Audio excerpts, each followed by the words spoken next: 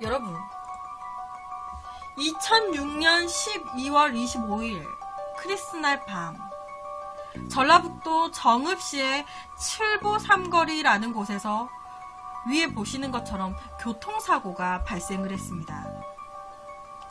그리고 당시에 이 교통사고로 인해서 남편이자 아버지였던 이 아래 한 남성이 사망을 하셨어요.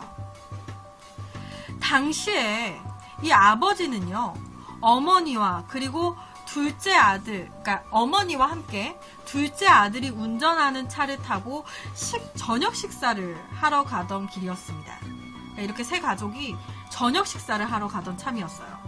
둘째 아들이 운전하는 차를 타고. 그런데 칠보 삼거리라는 곳에서 이 둘째 아들이요, 정차되어 있었던 앞차를 보지 못하고 들이받은 거예요. 지금 이 옆에가 사고 당시 상황이에요. 보시면 뒤에 부분이 이제 찌그러졌고, 이제 좀 앞에 부분도 이제 좀 찌그러졌죠. 어떻게 보면은 좀 비교적 가벼운 접촉사고로 보이기도 합니다. 그런데 이 사고로 인해서 당시 안전벨트를 하고 있지 않았던 이 조수석에 타고 있었던 아버지는 그 자리에서 뇌출혈로 사망을 하신 거예요. 딱 봤을 땐 비교적 좀 작은 사고로 보이지만 사망자가 났던 거죠. 그리고 이 사건은요, 그냥 단순한 교통사고로 마무리가 됐습니다. 그렇게 9년이라는 시간이 흘렀어요. 9년이라는 시간이 흘러서 2월 3일 전주의 지방법원이라는 곳에서, 지방법원에서는요, 이 사건이 뭔가 이상하다라고 판단을 하고 재수사를 하기 시작했습니다. 그리고 지방법원에서 결론적으로는 사건 당시 아들과 같이 차에 타고 있었던 사망한 남편의 아내, 그리고 운전을 한 둘째 아들이 아버지를 살해한 혐의로 무기징역이 선고가 됐습니다.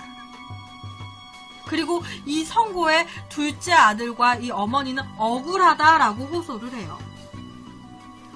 도대체 9년이라는 시간이 흘러서 왜 갑자기 법원에서는 이런 판결을 내린 걸까요?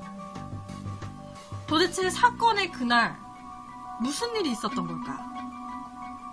2006년 당시에요, 단순 교통사고로 마무리가 됐던 사건이었어요. 그런데 이 사건에 대해서 2008년부터 재수사를 시작한 경찰들은 이렇게 얘기를 했습니다. 당시에 같이 사고가 났던 상대 차량, 이 상대 차량의 운전자가 이 아내의 내연남이었다라는 거예요. 지금 이 앞에 나와 있는 분이 이제 상대 차량이거든요. 이 상대 차량의 내연남, 이 사람이 이 아내분의 내연남이었다. 이 운전자가 내연남이었다. 그리고 사고 자체도 아까 보셨다시피 되게 경미했고, 이 사고 자체를 일부러 낸 사고였다라는 걸 경찰들이 알아냈다고 합니다. 경찰들은요, 이 내연남과 사망한 피해자의 아내, 이 두 분의 통화 내역을 딱 조회했을 때 이 둘이 불륜 사이였고, 이 앞 차의 차주가 내연남이라는 거를 쉽게 알아낼 수 있었다고 해요.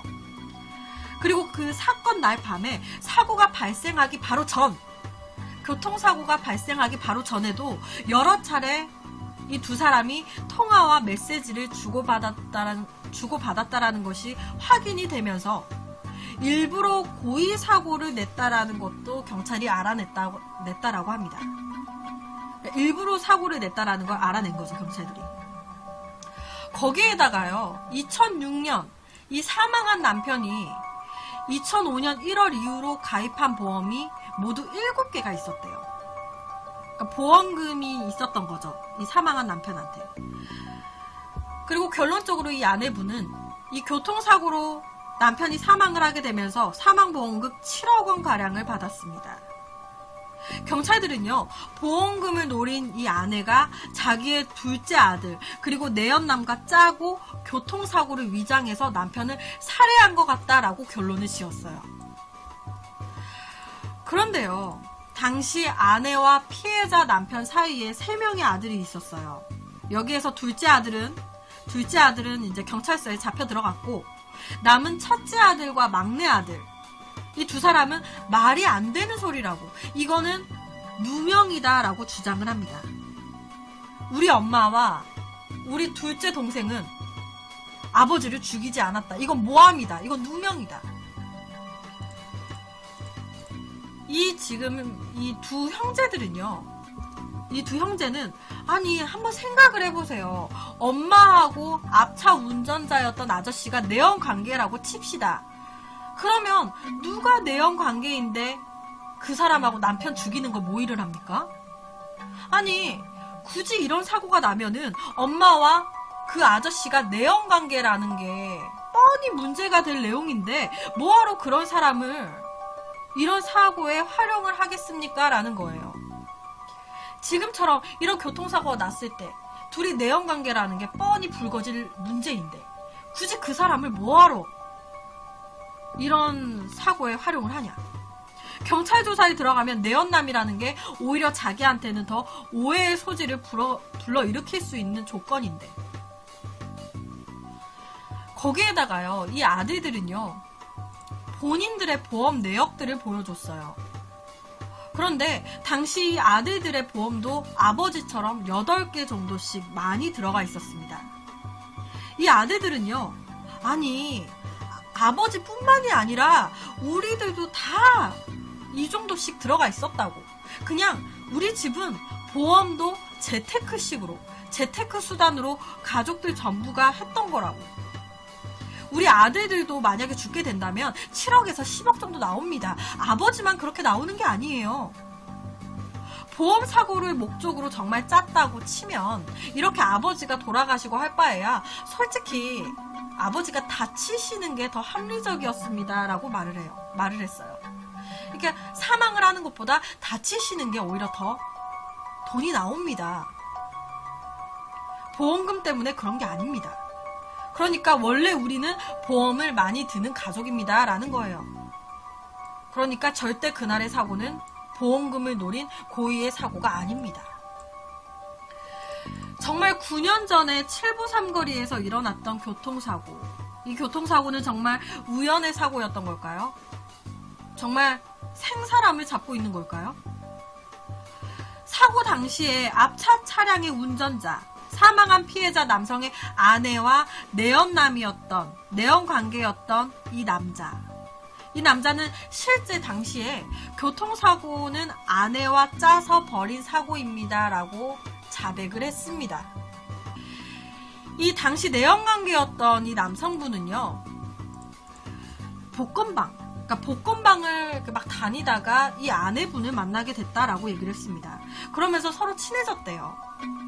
솔직히 여자 싫어하는 남자 없다고 그런 식으로 서로 친해지게 되면서 만남도 잦아졌고 자연스럽게 스킨십도 하게 되면서 내연관계로 관계가 짙어지게 됐다고 얘기를 했습니다. 그리고 그때쯤 이 아내가 이 내연남한테 보험 가입서를 내밀었다고 해요. 아, 보험을 몇십 개 들게 되면은 한 번 입원만 하면은 돈이 얼마씩 나와. 내가 내 돈으로 당신 보험 들어줄게. 라고 하면서 내연남 앞으로 보험을 들어줬다고 해요. 그리고 12월에 어느 날 둘째 아들하고 여자친구가 집에 내려온다고 하는데 애 아빠하고 아들하고 좀 더 가까워질 겸 가족 저녁을 먹으러 간다. 그런데 그때 시간을 잘 맞춰서 당신이 교통사고를 좀 내달라라고 얘기를 했다는 거예요. 이 아내분이. 당시 내연남은요, 아, 그냥 뭐 경미한 접촉사고를 내달라고 하는 거구나 라고 생각을 했대요.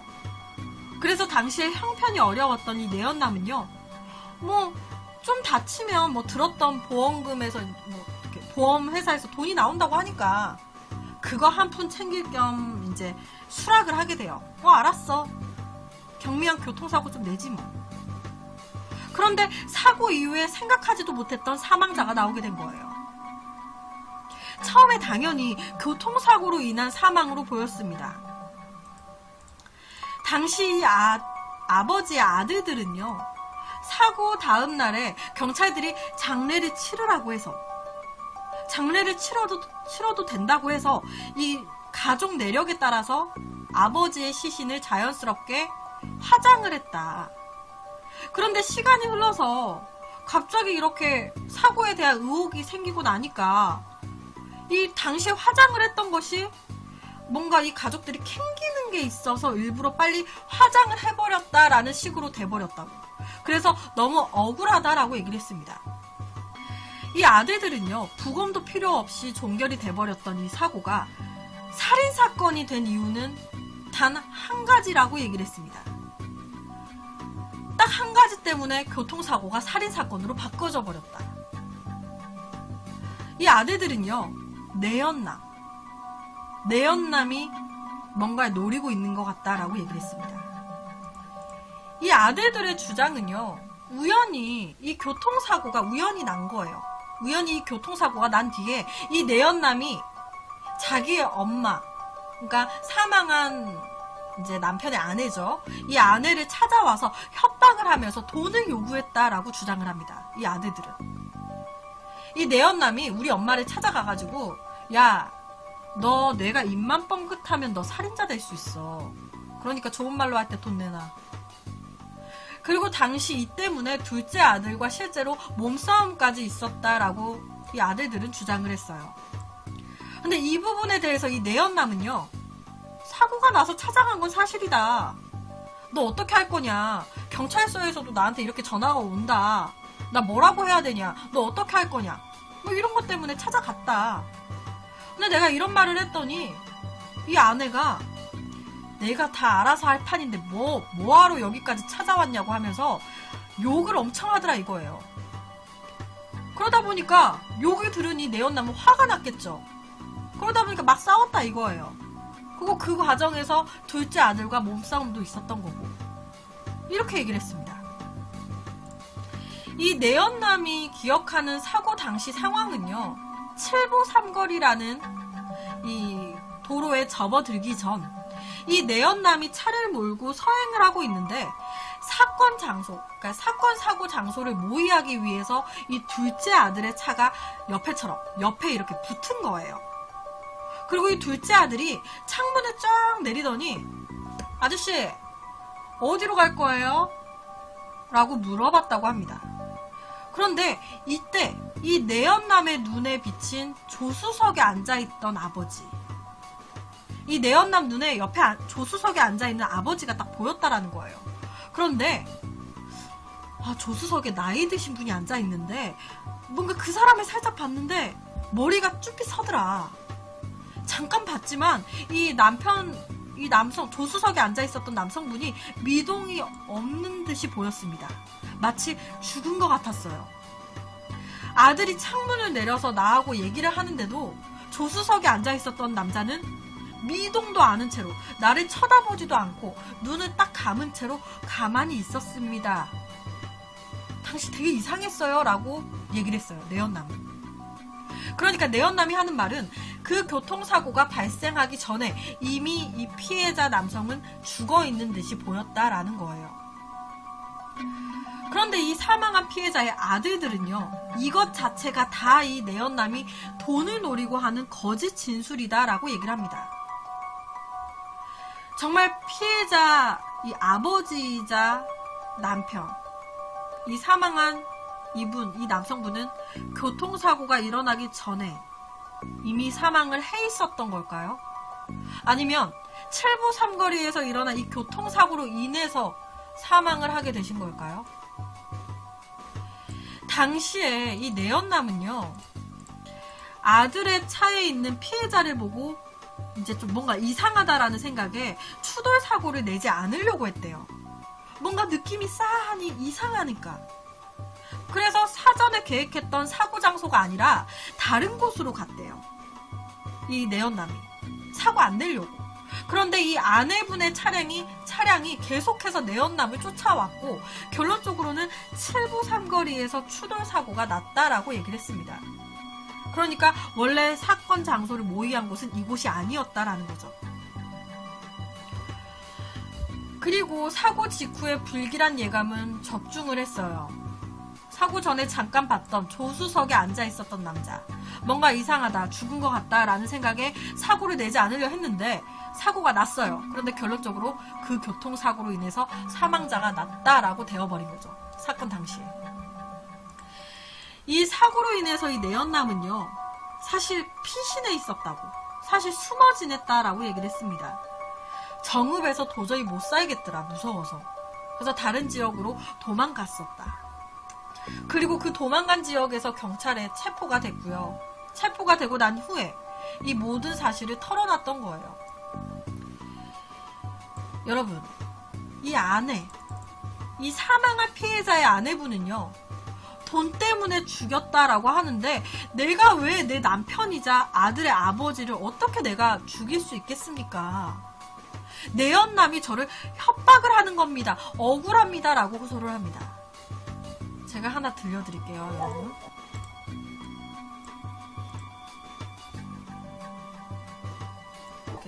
보험금을 차지해서 근속으로 그거를 이렇게 했다. 나는 남편이고 아들은 아버지인데 어떻게 그럴 수가 있는 거예요? 그럴 수 없는 거잖아요. 오늘도 생각을 못했던 일을 이렇게 한다하니까 아이고 계획적이었다. 보험금을 차지해서 근속으로 그거를 이렇게 했다. 나는 남편이고 아들은 아버지인데 어떻게 그럴 수가 있는 거예요? 그럴 수 없는 거잖아요. 여러분, 옆에 보신 것처럼 어떻게 남편이자 아버지에게 어떻게 그렇게 할 수 있냐. 억울하다. 이 아내분의 말은요, 취미 삼아서 복권을 자주 구입하려고 이 아내분이 복권방에 자주 가셨다고 해요. 그리고 그곳에서 이 내연남이 먼저 이 아내분에게 돈방석에 앉게 해주겠다면서 접근을 했다고 합니다. 그러면서 서로 친하게 지내게 됐는데 어느 날 이 남성분이 다른 사람들한테 너랑 나랑 내연관계라고 소문을 퍼뜨릴 거다라고 하면서 협박하기 시작했다라는 거예요. 너랑 나랑 내연남인 걸로 내가 사람들한테 소문을 퍼뜨릴 거다. 그러니까 그러기 싫으면 돈 내놔라. 그렇게 이 아내분은요, 이 내연남이라고 하는 이 사람한테 약 800만 원을 빼앗겼다고 합니다.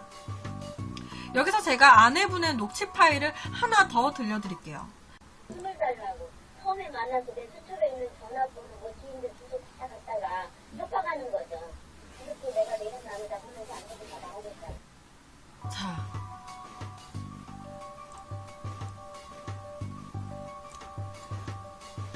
그러니까 내연남이라고 하는 남자가 나를 협박하고 있는 것이다. 그런데요, 여러분, 이 아내의 말과는 달리 이 내연남은요, 저는 이 여자를 협박한 적도 없고 돈 한 푼 받은 것도 없다 라고 얘기를 합니다. 이 아내분은요, 사고 당시에 앞차 운전자가 하필이면 내연남이었다라는 건 기막힌 우연이었다.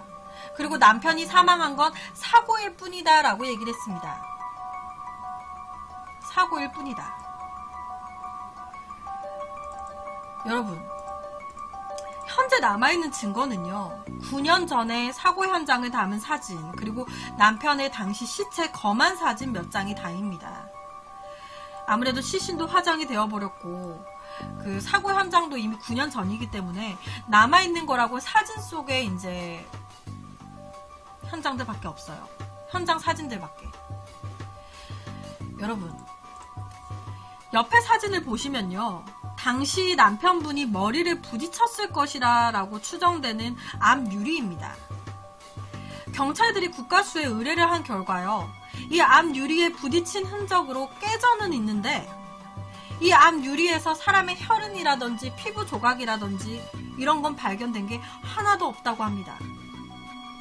그렇다면 이 남편은 앞유리에 부딪혀서 사망한 건 아니다라는 거거든요. 그러면 이 남편은 왜 사망을 한 걸까요?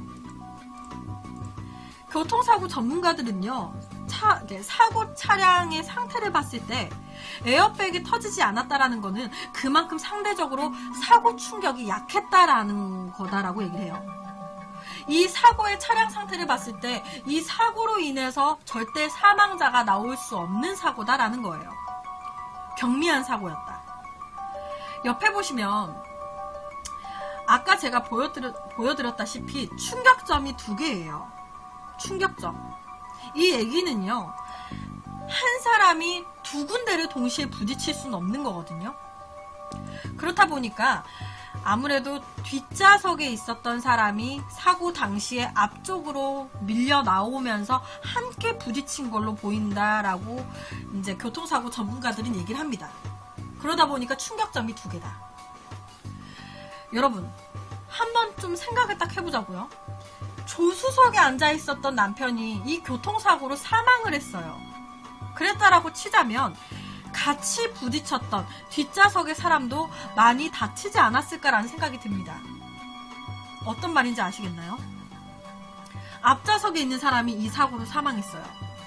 그러면 뒷좌석에서 부딪혔던 사람도 많이 다치지 않았을까? 그렇다면 이 뒷좌석에 앉아 있었던 아내, 사고 당시 많이 다쳤을까요? 그런데 사고 당시 이 아내를 본 많은 사람들은요, 전혀 아픈 사람 같지 않았다고, 병원에 갔다는 이야기도 전혀 듣지 못했다고, 평소와 다름없이 정상적으로 생활을 했다라고 얘기를 합니다. 그렇다면 이 피해자 남편, 그리고 아내, 그리고 둘째 아들, 이 3명만 탄 차에서 왜 이 남편만 사망을 하게 된 걸까요? 경찰들이 수사를 한 결과요, 교통사고가 발생한 시각은 밤 9시경이었습니다. 그런데 시신의 상태를 확인해 봤을 때 이 피해자 남성의 사망 추정 시간은 7시라고 합니다.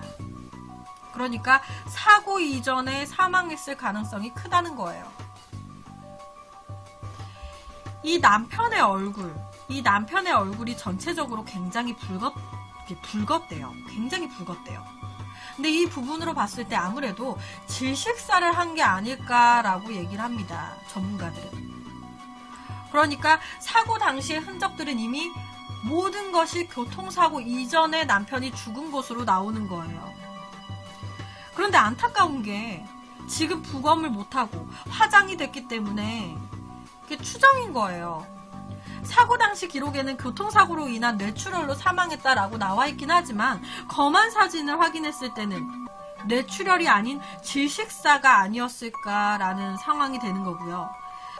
근데 다시 한번 말씀드리지만 사건이 일어났을 때는 경찰들이 단순한 교통사고로 인한 사망사건으로 추정을 했어요. 그래서 부검이라든지 별다른 조사를 하지 않고 넘어간 사건이었습니다. 그리고 후에 무언가 이상함을 감지하고 재조사를 시작했지만 시체도 없고 시신도 없고 검안 사진 몇 장, 현장 사진으로만 추론을 하는 거예요. 이 앞차 운전자였던 이 내연남은요, 이 아내가 너스레 지나가는 말로 교통사고를 모의할 때 이런 얘기를 한 적이 있대요. 뭐 내연남이 너 그럼 사고 이후에는 어떻게 하려고? 뭐 이런 식으로 물어보니까 아니 뭐 남편 뭐 복분자 좋아하니까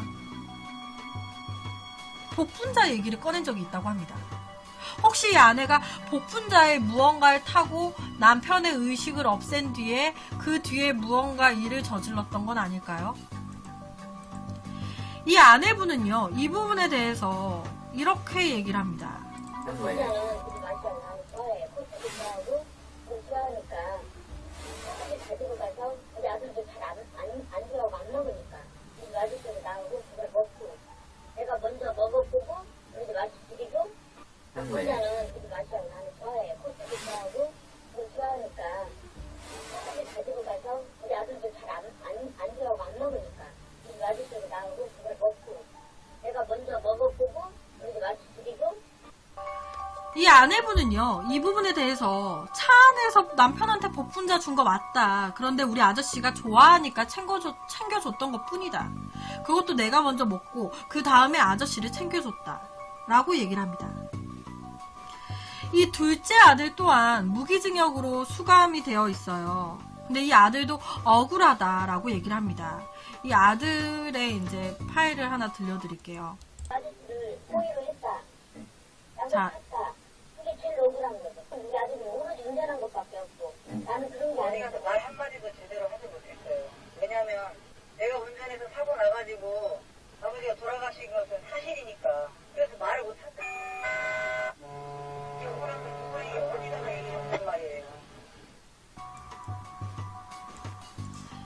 이 둘째 아들은요, 내가 운전하다가 아버지가 돌아가신 건 맞다 보니까 어디서 말도 못한다. 이 억울함을 어떻게 풀어야 되냐라고 호소를 합니다.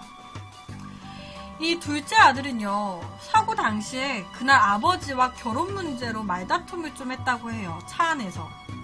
그러다가 이제 말다툼을 하는 와중에 이제 정차되어 있었던 앞차를 못 보고 박았다라고 얘기를 했어요. 그리고 그 사고로 인해서 아버지만 사망을 하게 된 거라고, 그것뿐이다라고 얘기를 합니다. 그런데 이 앞유리에 남은 설명이 되지 않는 이 두 개의 충격 흔적과 그리고 사망한 남편의 시신에 남은 이 시반의 흔적, 그리고 시신의 상태가 말하고 있는 사망 추정의 시간, 그리고 사고차 운전자가 하필이면 내연남이었다라는 거, 사고사라고 하기에는 여러 가지 의심스러운 게 한두 가지가 아니에요. 이 범죄 심리학자는요, 그러니까 범죄 심리 전문가는요, 차 안에 동승하고 있었던 아내 그리고 아들 간의 합의나 공모가 없었다면은 절대 발생할 수 없는 사건이다라고 얘기를 합니다. 만약에 정말 엄마와 아들이 공모해서 아버지의 의식을 잃게 한 후에 아버지의 목을 졸라서 살해한 게 맞다라고 치면 이 사건의 모든 퍼즐이 맞아 떨어진다라고 얘기를 해요. 만약에 이게 맞다면은 왜 아버지, 왜 남편을 왜 죽인 걸까요? 여러분, 2016년 12월, 그러니까 2006년 12월 이 아내는 복권에 깊이 빠져 있었대요. 복권 당첨자들의 꿈까지 다 연구할 정도로 깊게 빠져 있었다고 합니다. 로또, 무조건 로또만이 살 길이다. 로또 1등. 전문가들은요, 아무래도 정확하진 않지만 이미 복권에 대한 허상이 이 아내분에게 가득 차 있었기 때문에 남편의 눈치를 보지 않고 마음대로 복권 사고 마음대로 돈을 쓰고 싶다라는 마음이 컸을 수도 있다. 그 마음이 살해까지 이어졌을 수도 있다라고 얘기를 합니다. 그런데 이 첫째 아들과 이 막내 아들은요, 죽일 이유가 없다라고 얘기를 해요. 다 말이 안 된다고. 이 어머니가 로또에 빠져 있었던 건 사실인데 아버지와 어머니가 사이가 좋은 편이었다라고 얘기를 합니다. 그리고 둘째 동생의 와이프 또한 당시 임신 중이었대요. 아니, 우리 집이 못 사는 집도 아니었고 굳이 이런 상황 그냥 평범하게 잘 살고 있는데 왜 갑자기 엄마가 아버지를 왜 죽입니까? 그런데요, 사망한 이 남편분의 친구의 말은 달라요. 이 남편분의 아버지, 그러니까 이 아내분 입장에서 시아버지죠. 이 시아버지가 혼자가 되셨대요. 그러니까는 시어머니가 돌아가신 거예요. 그러면서 이 시아버지가 혼자가 되셨는데 그렇다 보니까 당연히 모셔야 되는 상황이 된 거예요. 그런데 이 아내분이 싫다라고 한 겁니다. 싫어. 모시기 싫어. 그렇다 보니까 자연스럽게 이 부부 사이가 좋지 않았대요. 거의 남편분은 혼자 대신 본인의 아버지와 생활을 했고요. 이 부부는 별거하듯이 생활을 했다고 합니다. 밥도 따로 해먹고 살았대요. 그런데 정작 이 아내분은요, 아니, 나 남편과 사이가 좋았습니다 라고 얘기를 합니다. 나는 가정이 먼저고 사람이 먼저고 항상 가정을 위해서 충실히 산 여자라고 결백해 합니다. 둘째 아들 같은 경우도 아버지가 교통사고로 죽었다라고만 알고 있었지 이런 건 생각도 못했다라고 억울했어요.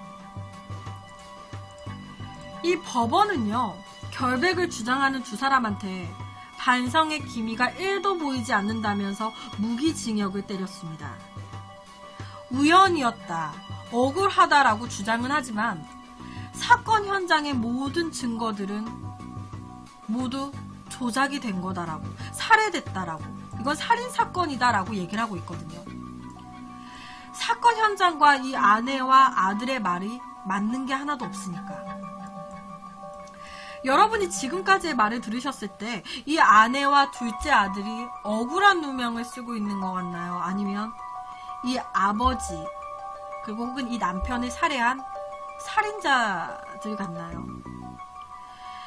아무래도 솔직히 제일 큰 게 아버지, 그러니까 시신의 상태였던 것 같아요. 당시 화장이 되셔서 정확하게 확인할 순 없지만 검안 사진을 보거나 여러 가지를 이제 봤을 때 사고 당시에 사고로 인해서 사망한 걸로 나오는 게 아니라 이 시신의 상태는 이미 사고가 나기 2시간 전에 사망한 시체 상태를 보인다라는 거니까 그것은 아마 사고가 일어나기 전에 무슨 일이 있었다라는 걸 증명하는 거죠. 그런데 가족들은 사고로 인해서 사망한 게 맞다라고 주장을 하니까 뭔가 말이 맞지 않긴 하죠. 2시간 전에 도대체 이 아버지와 이 아내, 이 둘째 아들 사이에 무슨 일이 있었는지는 정확히 알 수가 없습니다. 그래서 오늘은 실제로 정읍의 칠보 삼거리라는 곳에서 일어났었던 의문스러운 사고에 대한 이야기를 가지고 왔습니다.